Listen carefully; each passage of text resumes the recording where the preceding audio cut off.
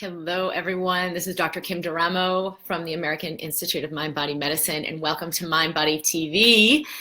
This week, I'm going to share about how to get out of overwhelm. When you're operating in overwhelm and all you can see is, I got to do more, I got to do more, I got to do this, I got to do that. And you're like a hamster on the wheel, and it just seems like I can't get out of this. Or it seems like if I just maybe go double time, then I'll have this ease at the end of that tunnel. Or if I just do more, then this will happen and I can relax. And it is a total delusion. The reason why it's a delusion is because your life is being created from the state of being that you are in.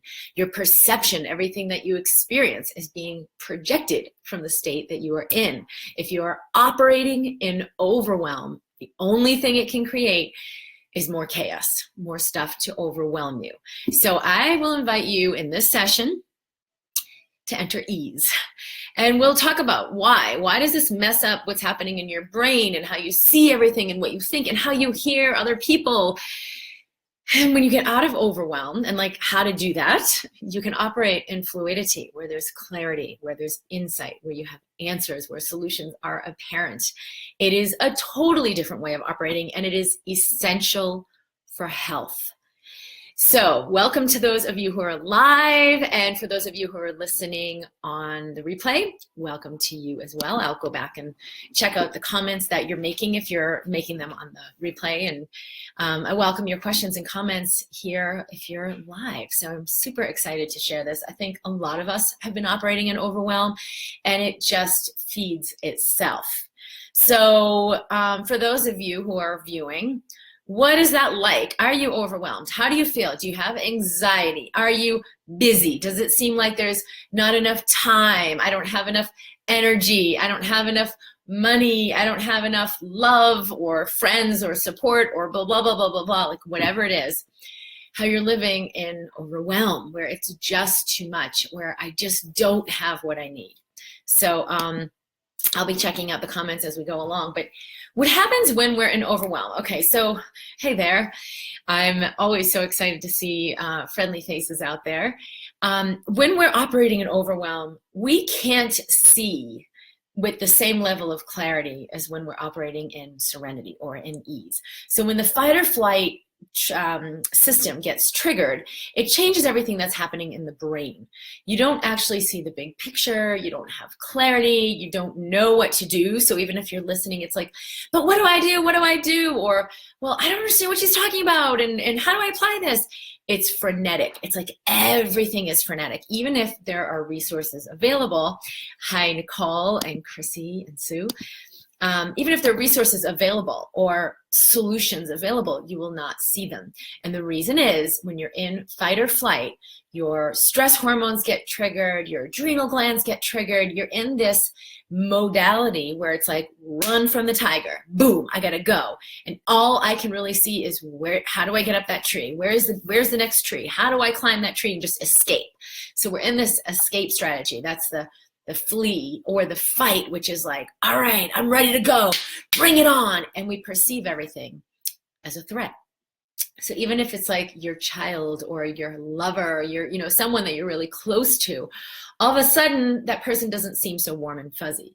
And they might just say A, B, C, D, and you hear, rah, rah, rah, rah, I'm being attacked, because your brain is fried. It's like, well, I grew up in the 80s. So there was this commercial where the guy would have a frying pan and he'd be like, hold up the egg. This is drugs. The pan is your drugs. And this is your brain, the egg. And then they'd crack the egg and throw it in the frying pan and it would sizzle up. This is your brain on drugs. So it's kind of like, this is your brain in overwhelm. When you're overwhelmed, you are fried. You do not see things clearly. You do not hear things clearly. You will hear everything as a threat or as an attack. It's actually really important as a parent not to operate in overwhelm, because you will fry your kids. A lot of people come and see me because they want help with their kids, and it's like 90% of this is the energy you're carrying because you're operating in overwhelm. And guess what that does to a kid who has a really sensitive energy system? That's how kids naturally are. They feel you. They're engaged to like okay, my mom's system is telling me like, it's not okay, things are not okay, I don't have what I need, I don't have enough. And their system starts to operate that way too. They start to be on high alert and look for the threat, and they operate in protection. And it really messes up their ability to learn, their ability to feel their own body and be in harmony, their ability to have health. A lot of kids will have chronic anxiety or chronic medical issues, and they won't heal because their system is linked into this overwhelm. So if you think it's bad enough, you're living yourself in overwhelm, stress, anxiety, fear. Imagine what it's doing to your kids and to the people around you. So what happens in the brain is like it turns on different neurons, different areas of the brain. It activates different areas of the brain designed for fight or flight. And it deactivates the areas of your brain that are there for like higher thinking or awareness or seeing the big picture or operating in serenity. So with the example of your kid, right? Like your kid does something. Let me think of what happened the other day. There was something that I had this exact experience. So she's watching the iPad, and I had told her like, all right, we're done with technology, we're not going to have the iPad right now, and she gets back on. So like the trigger is like, it's not okay, she's not listening to me, there's a threat here, if she doesn't listen to me, all kinds of bad things are going to happen, and I lose control, right? A lot of people are doing parenting from control, which is based on fear. So the reaction would be, what are you doing? I told you not to do that, blah, blah, blah, you need to listen, you're not listening. Reactivity, right? And when you actually realize you're in overwhelm, and I'm going to show you a couple basic things to like bounce out of it. Taking a deep breath, for example, you can respond very differently. Like, okay, what's actually happening here? She's on her computer. I told her not to be on her computer. What's really called for? Is there an actual threat? So the mind will say, it's a threat. She's not listening to me. If she doesn't learn to listen to me, she's going to get hit by a car, or go and do this bad thing, or just fry her brain with technology all day because she's not listening to me. So the mind will tell you there's a real threat, but it's not. It's like real versus perceived threat. It's a perceived threat. In this very moment, in this 10 seconds, there isn't actually a threat, okay? So she's doing her thing that I told her not to do, and like the mind will say, oh, she'll never listen if you don't get control and react. Just like be operating in 2% higher degree of serenity, and you'll break out of this. So you begin to see, is this a real versus perceived threat? Okay, so it's just perceived threat. I can actually handle what's happening and take that extra 3 breaths and be present as opposed to reacting. And so then I can, approach her like, hey, Jemmy, did mommy tell you something a few minutes ago about the iPad? What did mommy tell you? And then we can communicate, right here. And it's like a heart-to-heart conversation. And she can kind of awaken like, oh yeah, and awaken from her habitual thing. Maybe she just went back to the iPad and she was bored, but to like assist her in doing something differently. Like, what do you think we could do instead? So now instead of like mashing on my kid and destroying our relationship or deteriorating our relationship, I'm building our relationship. There's more trust, there's more love, there's more harmony, because she sees that I'm not willing to operate in overwhelm. I see this a lot with clients I work with, where they, take on 10 jobs or say yes to their family. I have to do this and I have to do that and everybody needs me. Or I'm trying to heal my body and I have to do these 20 different things, and this food regime and this supplement regime, and I can't go to these kinds of places, and I have to do this and I can't do that. And they're operating in overwhelm, but trying to find the solution in overwhelm and like using an overwhelming solution. It will never work. So it's only when we're no longer willing to operate in overwhelm that we allow ourselves to come into ease and fluidity. And I've shared before how this happened for me in my business like a couple years ago, where I was like doing, gotta do more, I gotta do this, I gotta do that, have to do it this way. And it was overwhelming me. It wasn't creating what I wanted anyway, but I believed that I required that. I believed that was what was required of me. And it was only through really listening to my body that was like, no, what would really be easeful for me? Maybe it's letting go of this, I've got to post a video every day, or I have to answer all the questions in my group, to, let me just go in once a day and see what's there, or maybe a few times a week. That kind of feels more fluid for me. Or I'm going to do a video when I'm inspired. That's how I do it now. It's like I'm inspired, I pick up the selfie, I shoot a video, right? It's not quote unquote professional. It doesn't look the way I used to think it's supposed to look, or people used to tell me it has to look. I started just asking myself, what's easy for me? What's fun and joyful for me? Because that is actually what's going to contribute the most to the world. So now it's like, oh, I had this inspiring thing. Let me shoot a quick thing. And I always have the moment I need. If it's 3 minutes or whatever, I'll shoot a quick selfie, boom, boom, boom. And everyone, like not every single person, but I mean, every time I post something, there's at least 1 or 2 people who tell me, this is exactly what I needed to hear. How did you know? This is so spot on for me. And so it really gets received. Why? Because instead of operating in overwhelm, I have to do this thing and let me share this and I've got to do this video. It's like I'm operating in inspiration. So there's this sort of rhythm to it because we are connected. We are in unity. We are deeply connected with each other, that even though I don't know why I'm about to share what I'm sharing, I know I'm inspired and I'll speak to exactly the thing that so many people have been needing to hear. And it'll be the synchronistic receiving along with my synchronistic call to my inspiration, and it always matches up. And it's so beautiful. And that same thing happens with, you know, like can happen with what you eat or who you spend time with. Like if you're following your ease, there's a guidance there that has you take action on inspiration instead of taking action in desperation. So that's the difference between operating in overwhelm versus operating in ease.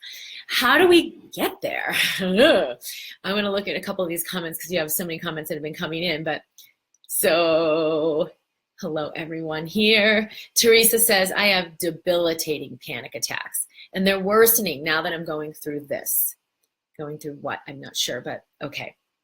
I pray it's finally my transition time. God bless you for all you do.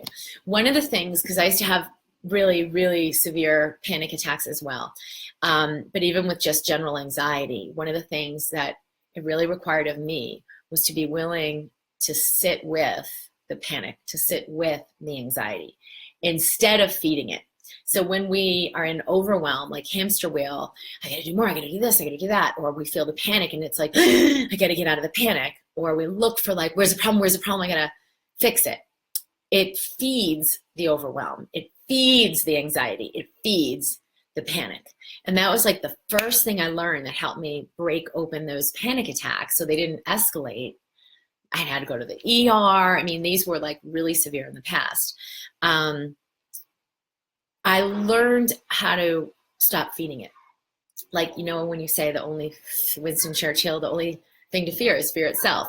When I would fear the panic, when I would resist the panic, when I would get all clenched up, when I was in the panic, it would feed the panic. And that's how anxiety or a little thing can escalate into a full-blown panic attack. So would I be willing to just relax my body, feel my physical body? You can even just like rub your hands together and feel what you're feeling in your hands. The palms and the fingers in your hands have one of the areas of greatest sensitivity for sensing physical touch. So if you put some information into that, you're igniting a different area of the brain. You're giving, you're kind of like simmering down this other area of the brain that's in panic and bringing your attention to a different part of your sensory system. So you start feeling your physical body. So sense something physical. For me, when I'm in fear, I've learned to just like put my hand on my neck, put my hand down my arm, gently, very slowly and tenderly let my body know it's okay to let this go. It's okay to let this go. That's when you're in that space of like real versus perceived threat. All right, there's no real threat here. I'm not about to be eaten by a lion. I'm not about to be devoured. I'm not about to have anything compromise my life. It's just, you know, me looking at my bank account and thinking, oh my God, I'll never make enough money. Or me looking at something that didn't get done and thinking, oh my God, everyone's going to hate me now. Or, you know, whatever the things are, even if it's like the pot is boiling and then like all the stuff is spilling over and you're like, can you operate in serenity? Like, I'm going to get over there and turn off the stove. It's okay. No one is dying here.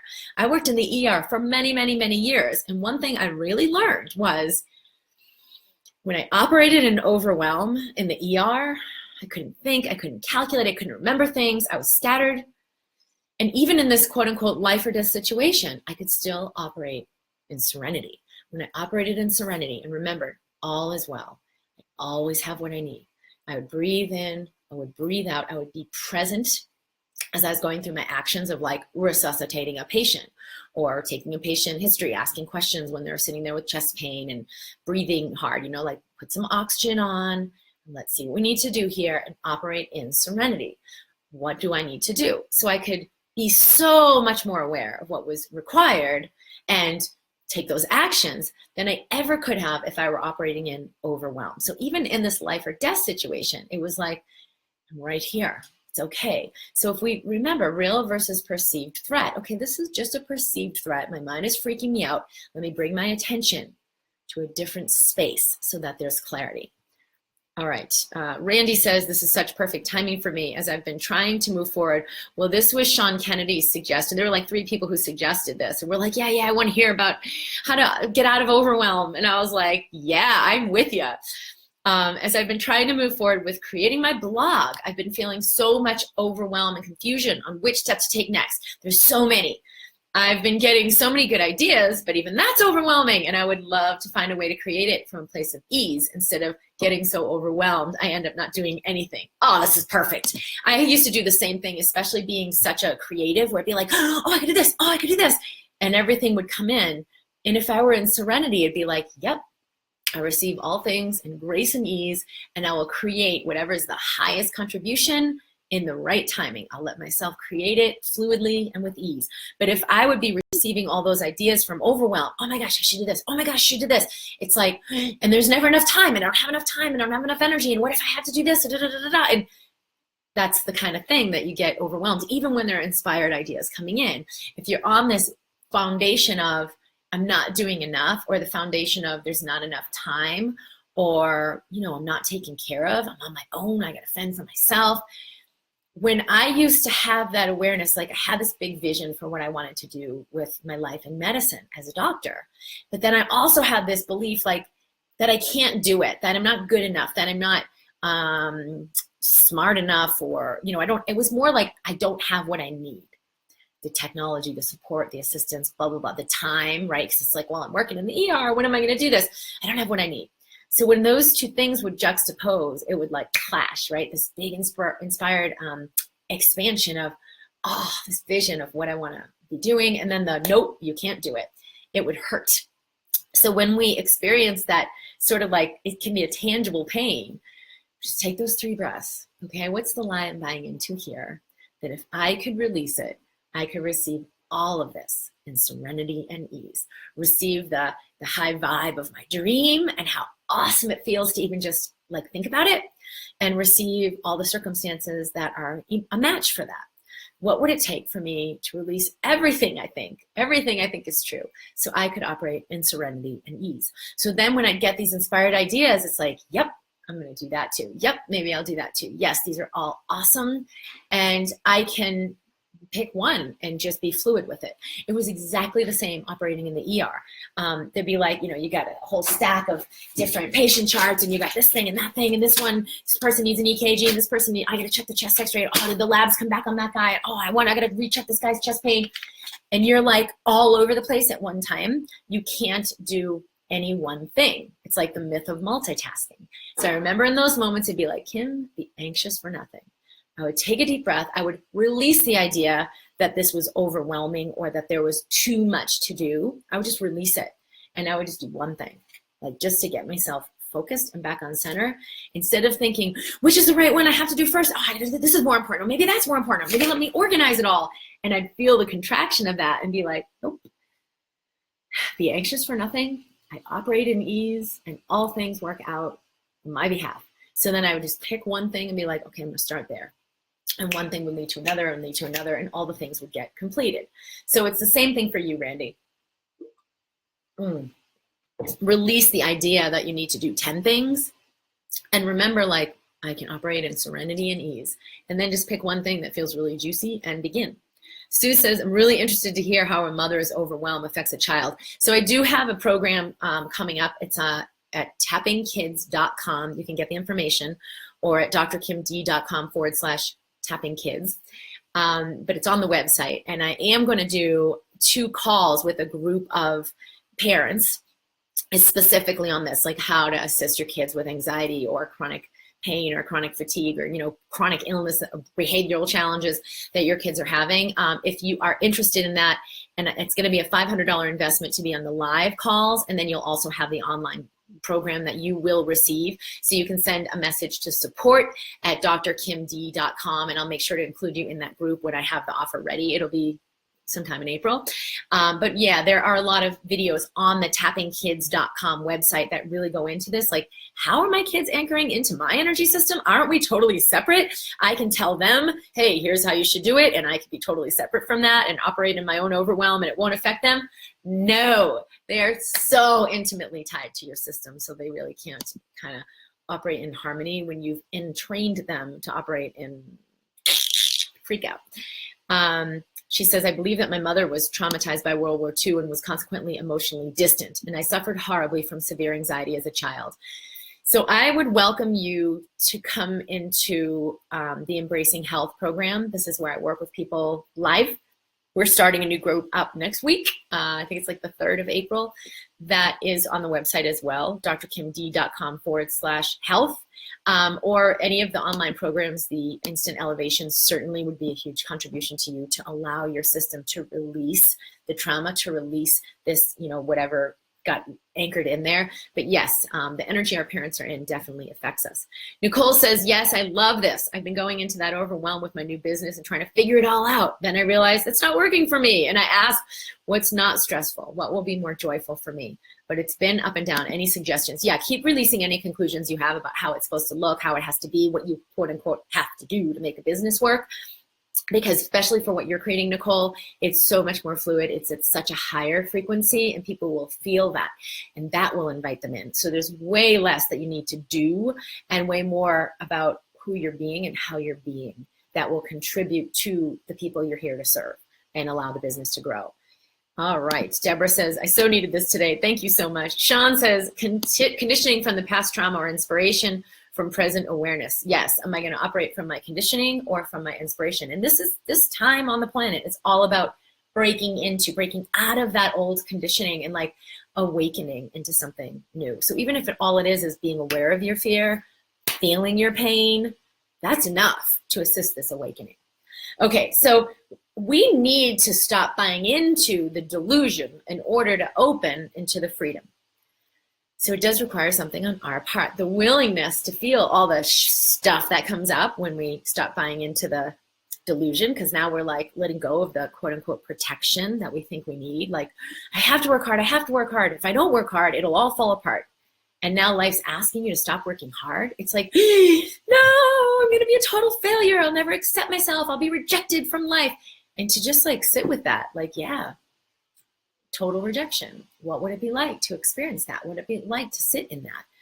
What does it feel like? And that itself is a tangible experience. So you breathe in, you breathe out, and you actually let yourself have that experience. Like, what would that look like if I'm a total failure, if I'm a total loser, if that's the truth about me? And just experience it. Like in this 10 seconds, feel the shame of that, feel the guilt, feel the fear. And like I said, you can just touch your body, like, body, it's okay. You can let this go. It's okay for you to let this go so that you can begin to operate in a new way. All right, we are out of time. I had an appointment that couldn't be made at any other time, and I'm gonna run. But I do want to let everyone know that I will go back over these comments and answer them. And the Embracing Health program is still open for registration. And the biggest question I've been asked about that is, will I be able to have enough personal time with you? These are group calls where I'll, let you come in, you raise your hand, and you actually come on the call live. So we do have that one-on-one during the group call. And my commitment is that everyone's questions get answered. Everyone who wants that one-on-one time with me during the group call will be addressed. So yes, there is plenty of space for you. If we end up having more participants than we had in the last group, I will just open up a second call. So either way, you will have plenty of time for my assistants live in the group. Thank you so much for all the love. Again, that link is drkimd.com/health. And for those of you who are new, welcome. And I am at drkimd.com. You're welcome to subscribe. I'm in the Mind Body community where people will connect and share in there. And I also frequently post my videos on YouTube, so pretty available to share in this free space. How long do we have to hold a fear in order to release it? It actually isn't a matter of a concrete time. It's a matter of how much resilience can I create in my body, the willingness to sit with this fear, to let it release. So I no longer operate in overwhelm. I release that way of being, and I allow something new to come in. It could be a moment. It could be a year. It's just like, how willing am I? If I need it to happen, quickly. One of my favorite quotes from Dr. Donald Hankinson, one of my greatest mentors in osteopathic medicine, he said, if you treat a patient like you have 5 minutes, it will take you all day. If you treat that patient like you have all day, it will take 5 minutes. And the same thing with your system, same thing with these parts of you that are ready to be met.